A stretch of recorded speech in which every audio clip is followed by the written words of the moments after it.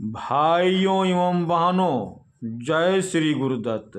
आप सबका शाश्वत ज्ञान गिरनार से चैनल में स्वागत और अभिनंदन है।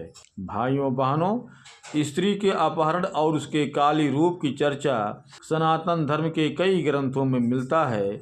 इसी प्रसंग में बहुत महत्वपूर्ण कथा आई है सीता का काली रूप में अवतार का। अद्भुत रामायण में यह कथा आई है। कथा के अनुसार सहस्त्रबाहु रावण के साथ राम का भीषण युद्ध चला, जिसमें राम मूर्छित हो गए। अद्भुत रामायण वर्णित कथा के अनुसार रावण के वध के बाद राज्याभिषेक के उपरांत सीता ने कहा कि कैकसी से 2 पुत्र हुए थे, एक 10 सिर वाला और दूसरा सहस्त्र सिर वाला। अब तक केवल 10 सिर वाला रावण ही मारा गया है, वह तो छोटा था। सहस्त्र सिर वाला रावण पुष्कर द्वीप में रहा करता है।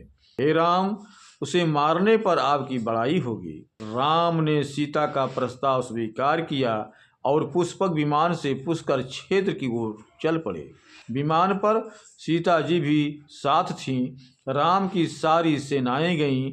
युद्ध आरंभ होने के पूर्व ही सहस्त्रमुख रावण ने ऐसा व्याव्यास्त्र चलाया कि सारी सेना अपने अपने घर लौटकर राम और सीता की चिंता करने लगी। सहस्त्रबाहु के साथ राम का भीषण युद्ध चला, जिसमें राम मूर्छित हो गए।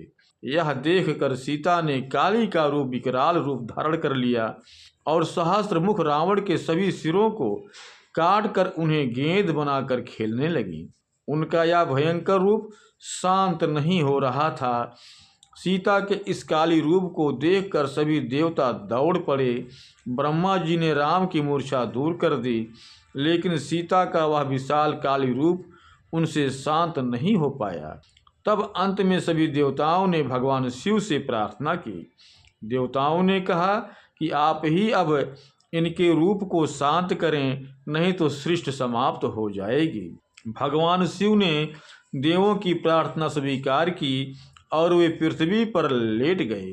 काली के रूप में सीता का पैर जब भगवान शिव के हृदय पर पड़ा तो वह लज्जा के कारण शांत हो गईं और उनका सौम्य रूप प्रकट हुआ। फिर वह आद्याशक्ति के रूप में राम से जा मिली।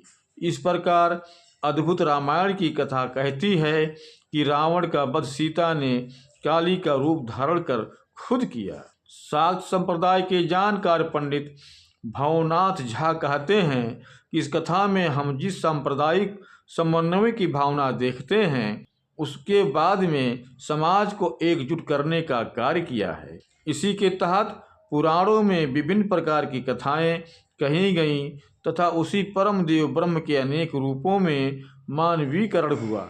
इस पद्धति में 5 शाखाएं विकसित हुईं: सौर गाणपत्य, शैव, शाक्त एवं वैष्णव। एक 6ठी शाखा भी थी जो आग्नेय शाखा कहलाती थी। इसमें अग्नि को भी मुख्य देवता माना गया। बाद में चलकर सूर्य तथा गणेश से संबंधित शाखा विलुप्त हो गई। शेष 3 बचे, जिनमें प्रत्येक शाखा के ग्रंथ अपनी परंपरा को सबसे ऊपर मानने लगे। वैदिक काल में सभी लोग वेदों के मंत्रों से परिचित थे। लोग उपासना में उन मंत्रों का व्यवहार करते थे, लेकिन धीरे धीरे जब जनसंख्या बढ़ी और जनता अपने अपने कौलिक धंधे में लग गई तो वेद मंत्रों से दूर हुई। अतः उन्हें देवता की उपासना जोड़ने के लिए आगम पद्धति का विकास हुआ। इस आगम पद्धति में पौराणिक तथा तांत्रिक शाखाएं हुईं। यह सभी लोगों के लिए पद्धति थी। विगत 1000 वर्षों में सबके समन्वय की भावना आई। इसके तहत शिव तथा शक्ति का समन्वय स्थापित किया गया।